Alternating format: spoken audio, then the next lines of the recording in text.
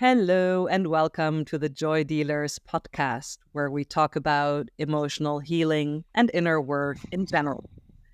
Today, I have a very, very dear and special guest on my podcast, and I'm so excited to be talking to you today, Hock Tan, my dear, dear professor from Edinburgh, 10 years ago already. Crazy that it's been so long since we last talked.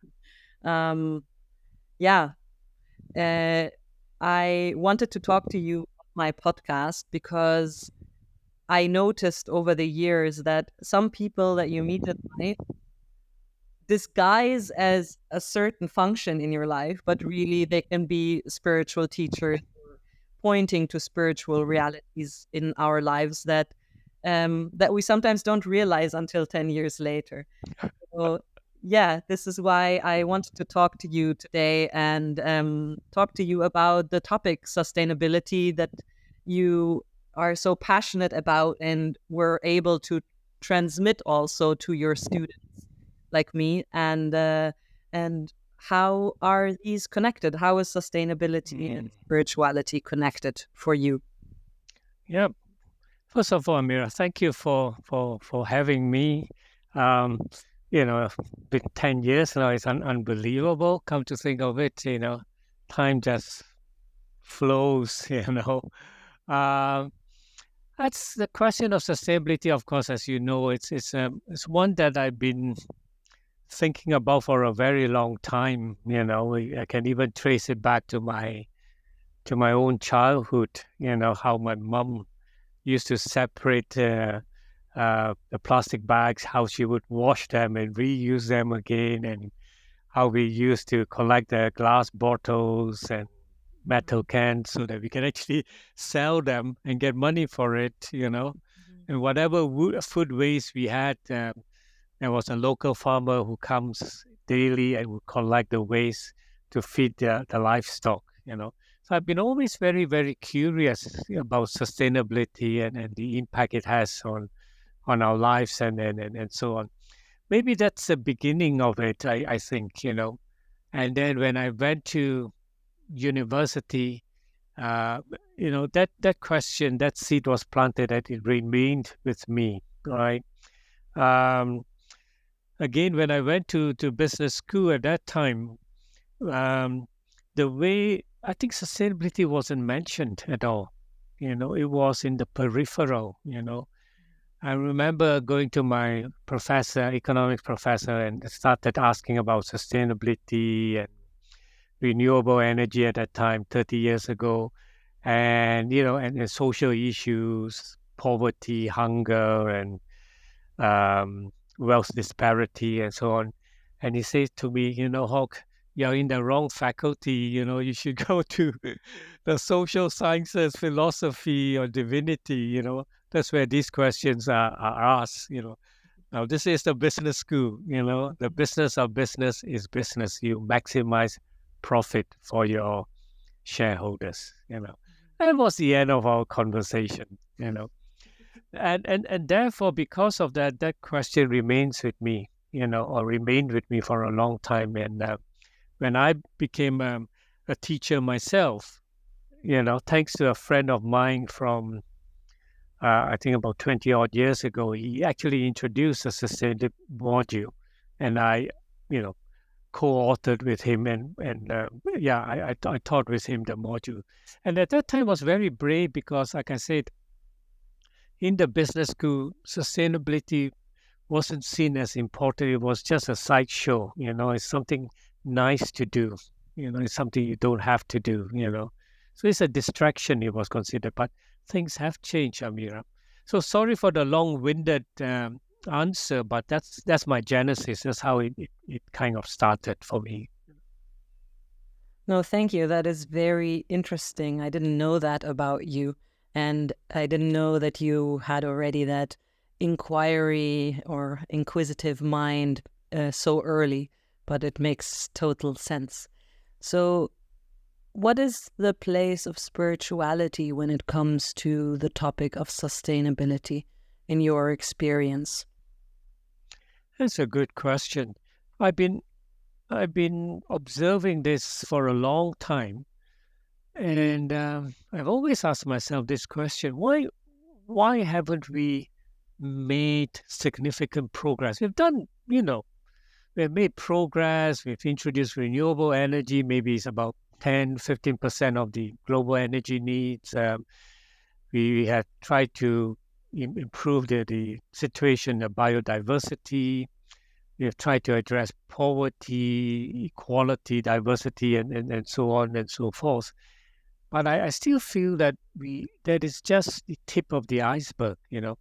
Why haven't we, since the Earth Summit in Rio in 1991, I think, that we haven't really made progress.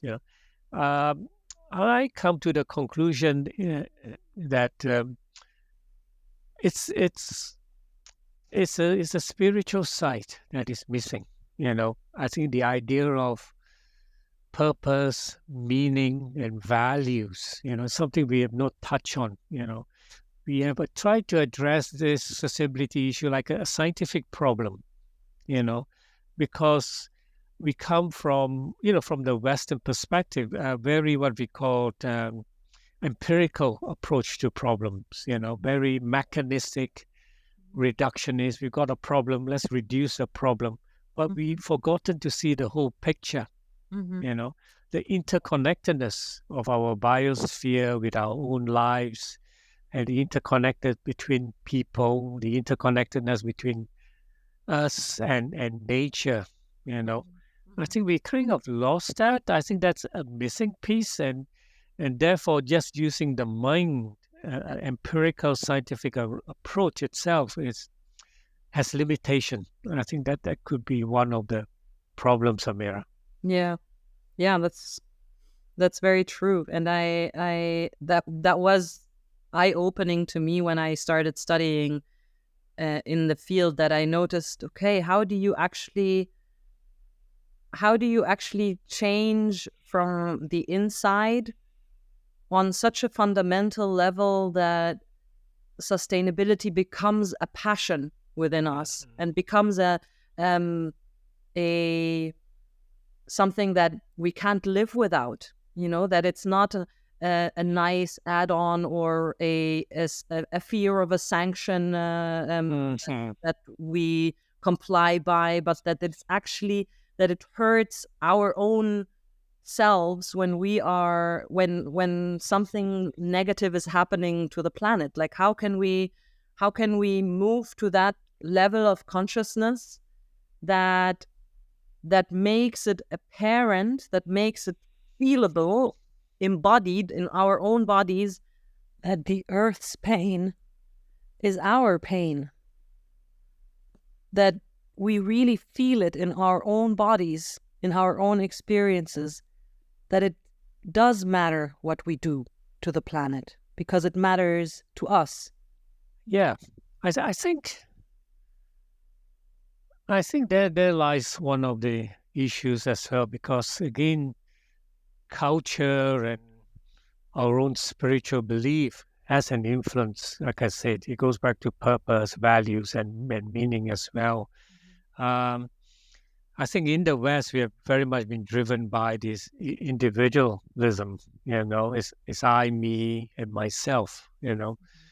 Um, Very often at the beginning of my sustainability class, I've asked the question, "What is the opposite of I?" And majority of the students will say is you. The opposite of I is us. Okay. So in other words, we've forgotten that we are interconnected. Somehow our future are interlinked. That it's a whole web. You know, and I think it's maybe easier for me to look at it that way because of my own culture. You know, there's an old Chinese saying, when you cut a blade of grass, the whole universe shatters.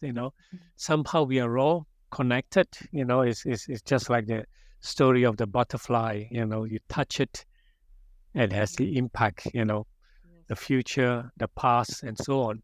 And even in the science, like in quantum mechanics and so on, you find that physicists are discovering very, very interesting things in quantum theories and so on um, that goes beyond matter, space, and time.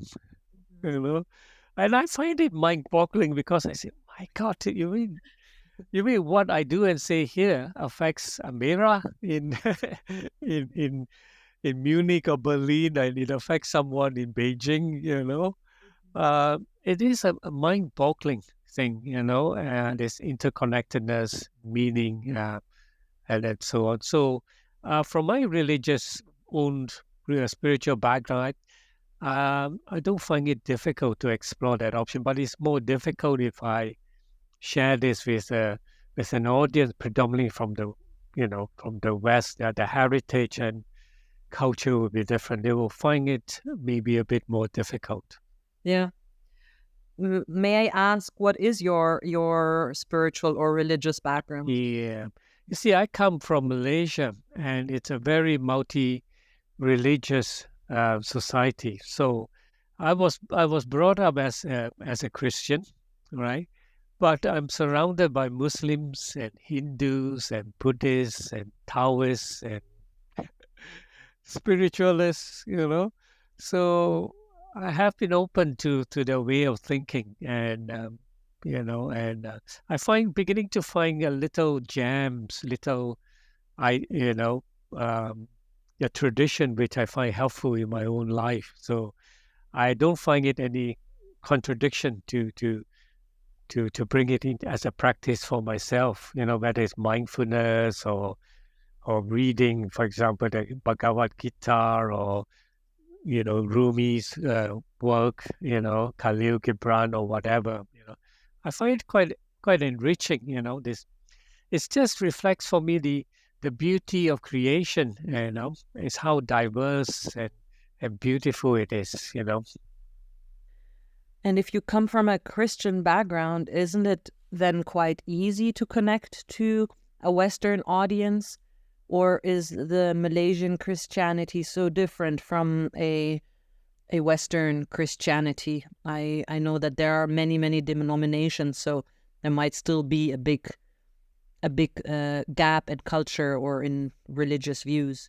Yeah, I think when I go into my class, or when I connect with people, I I I put religion aside. I focus more on spirituality. Religion is a system of belief. It comes with rituals, dogmas, uh, set morals, and so on. I find it quite rigid. Whereas if I meet and encounter people, and I focus more on those spiritual commonality in us, things like compassion, kindness, reciprocity, forgiveness, um, those somehow connects us more than divide us. Um, yeah, so I tend to go along that track. And then if they want to talk about, more specifically about religion, then I can share my thought. But otherwise, I find it rich and That is probably very wise to focus on the spirituality and not on the religious background, because not all of us have positive associations and relationships to religion, unfortunately. Even though I believe that religion is ultimately there to help us, to guide us, and to hold us. And it made sense in the times that they came. And they do still make sense in a lot of places, uh, when we can also transfer the wisdoms into our times and see where we need to make adaptations. But yeah, I believe that in the end, all of us have this spiritual needs within us. We have this spiritual yearning that is looking for meaning in life. As you said, meaning, purpose, and values. We can't live without them. yeah. So that's my thinking. The even among the West, even the students that I think deep inside there is that quest for more meaning in life. I think the idea of Like I said, the materialistic world itself can satisfy you, but I think there is an inner quest that needs to be that is searching. You know. Yeah, I agree with you 100%. So, in your view, is there good and evil? That's a question I've been asking myself for a long time. Is there such a thing as absolute evil or absolute goodness? Good against bad. You know. So if you look back at the Iraq War, President Bush, they are evil. They are evil people. We are the good one. And I laugh to myself. Mm. um, from a very Eastern approach, if you look at Zen and Taoism and so on, it's the yin and the yang. There's always the two sides. Mhm. There will be good and there will be bad, and in our human language, Mhm. But these are opposing forces that needs to exist. Mhm. You can't do one without the other. Um, and also, I also go into philosophy and psychology. You probably know much more. I've been reading Jung's book, Mhm. and he talks about the dark side in us. So you and I have a dark side in me as well. Mhm. I can't I can't delete it like a computer file. It's Mhm. part of it because if you delete that, then the Hock Tan that exists and walks about doesn't exist anymore. Yes. So there is always this tension. And I think in Hinduism as well, they talk about this kind of tension that needs to be there, like daylight, nighttime, you know, war and peace, that tension exists. Um, so I coming back to your question, I think that, can we divide the world into the good and the bad and so on? I think the color is gray for me. Mhm. You know, Yeah. it's so difficult being absolute. I find it so difficult to call someone evil. I find it very difficult because I know what I'm capable of doing myself. Mhm. Mhm. So, yeah. So, with that, I think that helps me with the compassion thing, Yes. Yes. understanding, forgiveness, Mhm. compassion. Where is the person coming from? What has the person experienced? Yeah. That shapes the person. Yeah. So it's a long-winded answer, Mira. I think for me, there's no absolute good or evil. Yeah. But you brought a very important point into the conversation, which is the subconscious or the dark side, as it's called in more spiritual terms, when they talk about the dark night of the soul, for example. Mm. Um, uh, where would you say is the value in that? Like, if you talk about your own dark side, can you can you see value in it, or is there also a part of it that just, for example, that is ashamed of the darkness or is ashamed of certain issues that because I think that this is the space where we actually need to focus on, also for the sustainability topic, to find these areas that we are not yet so aware of, in order to create real change. uh, how do you deal with that personally? Yeah, a good question. I think sometimes we are not aware of it, Amira. If you ask me what is my personal unconscious, I wish I knew. There's a saying by Robbie Burns, the famous Scottish poet. If only we can see ourselves the way others see us. You know. So I don't know what is buried in my unconscious. Sometimes it surfaces. Sometimes I'm aware of it. Sometimes I'm not. But again, Jung talks about the collective unconsciousness as well, Mhm. right? So I believe that sometimes we need to. reflect, be quiet, however you want to do it. I like to go for my walks and um observe and reflect on my daily encounters with people. Like I'm talking to you now. Tonight, I'll be thinking about it. To me, that is part of the collective unconscious that is shedding light on my own personal unconsciousness. If that makes sense. You know. So I try to use that. And I find that my experience so far is that the only way I can find out who I am is in relationship with others, is to talk, you know. Um, you know, conversation we have today is like a mirror that I can look into, that I can find out a bit more about myself. Yeah. So that's how I'm trying to deal with it, Amira. It's beautiful to hear that you do your daily walking meditations as a ritual for yourself to reflect on your interactions, and also to to clear up wherever there might have been some difficulties in the interactions. I feel like that portrays a very innocence about you when a person interacts with you, that I don't feel, at least from my own perception, I don't feel like you're carrying grudges towards people, and I think that is a very high practice. It's not easy for a lot of people, including myself. There is also topics where I can still be ruminating about things that have happened in the past for a long time.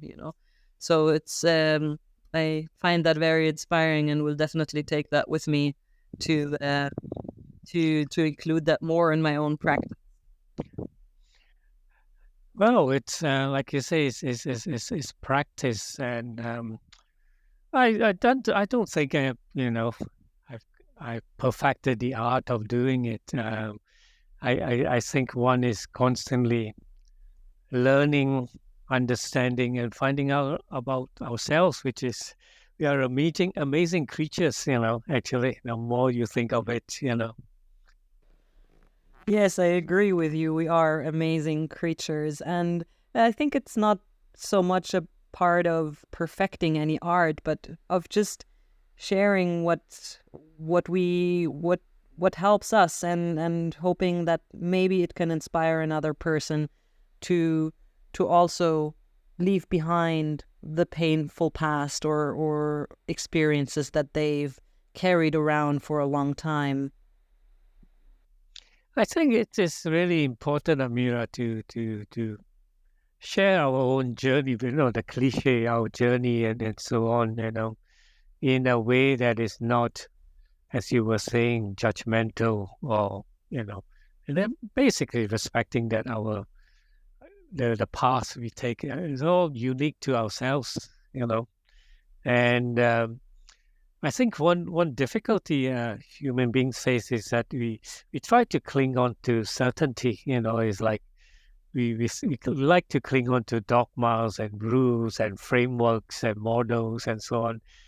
But from my life experience, you can't. It's like coming back to sustainability. These are the models, these are the problems, and we just solve it, and that's it.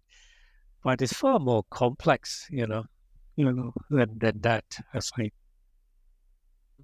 It creates awe, and it also keeps things interesting because it's not really predictable. Mm. it is not. Yeah, Yeah. it's that.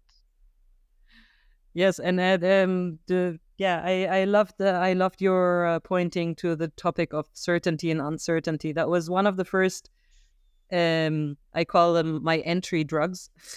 One of the first books that I read by Alan Watts was The Wisdom of Uncertainty, and there he talks exactly about that, and that there is so much wisdom in that we stay awake and we stay conscious of the things that are going on around us, and not expect things to happen in a certain way, but that they actually can spontaneously arise. And when we stay awake to that and open to that, we experience life as something far more alive than when we stay in our own dogmas and in our own rigid views of the world. Yeah, again, I'm also influenced a lot by Alan Watts and his writing, and Krishnamurti, for example. You know, yes, it is this thing about grasping. It's again coming back to a very Eastern tradition. The Wu Wei. Wu Wei means doing, not doing. Which is the art of, as what Alan Watts calls it, the art of sailing, not the art of rowing. you know, Yeah. you, you just raise your sail, and the wind will take you. Yes. You Yes. don't have to row the boat against the tide and so on. As Yes. they say, go with the flow. I think, Mhm. but I think the challenge is to read the situation, Yes. Mhm. and knowing when to let go Yeah. and when to swim very hard. Yeah. Yeah, well, this has been a very beautiful flow experience with you. Thank you so much for your time and for your willingness to share your wisdom and your beautiful thoughts and being with me and with my modest community. And I hope that we will always stay in contact and we will always hear from each other. So it, love to you. it has been a pleasure, Amira.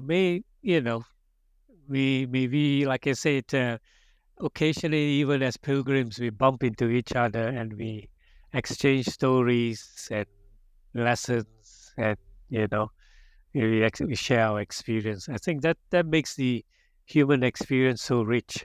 Yes. Oh, thank you so much. Thank you.